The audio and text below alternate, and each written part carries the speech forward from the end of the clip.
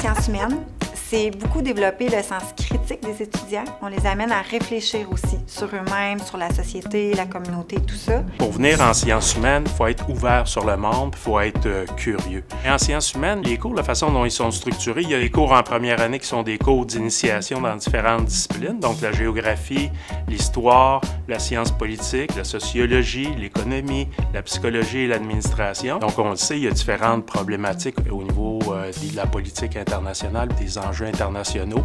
Il y a des enjeux qui sont propres ici au Québec, puis il y a des enjeux aussi qui sont propres aux individus. Mais en sciences humaines, vous allez en savoir plus, puis pouvoir discuter à l'intérieur de vos cours de ces problématiques-là.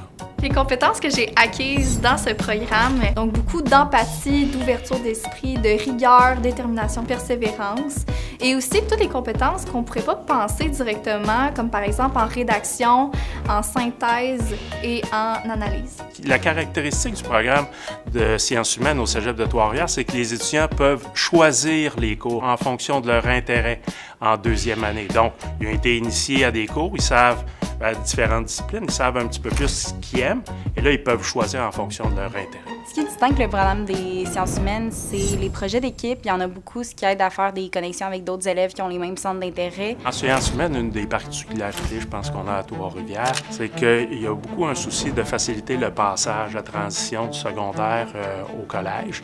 Puis ce que ça veut dire, c'est qu'il y a beaucoup d'activités d'encadrement dans le cadre des cours, puis il y a une grande disponibilité des enseignants. Dans le fond, dans le programme de sciences humaines, on a plusieurs activités sur le terrain. Par exemple, en géographie, on est allé faire un tour de quartier. En sociologie, on va aller visiter la vieille prison de Trois-Rivières. Donc, c'est pas juste des cours en classe, on a aussi des activités à l'extérieur pour nous aider dans nos matières.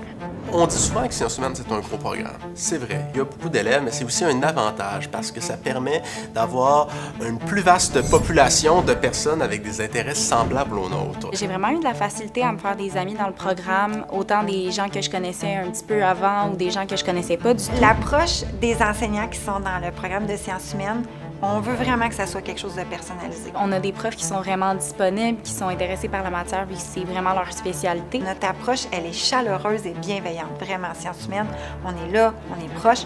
Même si il y en a qui vont dire que c'est un programme qui est très gros, il y a beaucoup d'élèves. Oui, mais on les connaît, nos élèves. On sait c'est qui. On peut venir en sciences humaines parce qu'on est très curieux, puis il y a tellement de choses qu'on aime.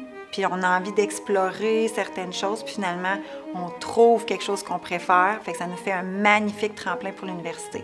On peut aussi arriver en sciences humaines et avoir déjà un projet en tête. Quand on se dirige à l'université, il y a des dizaines de portes qui s'ouvrent à nous.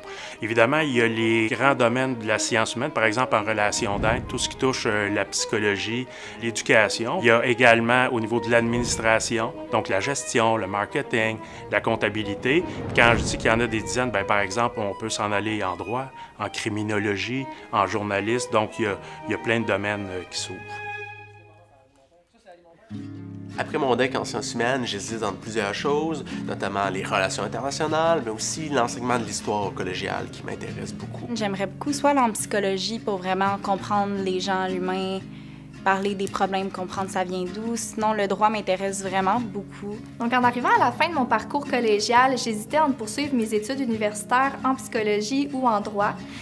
Donc, j'ai fini en droit. Ce qui fait en sorte que ce programme-là se démarque beaucoup, c'est que peu importe dans quoi tu veux te diriger après, ça te fournit tellement d'outils pour tout ce que tu pourrais faire par la suite. Si tu t'intéresses un minimum à l'humain et ce qui l'entoure, c'est vraiment le programme idéal pour toi.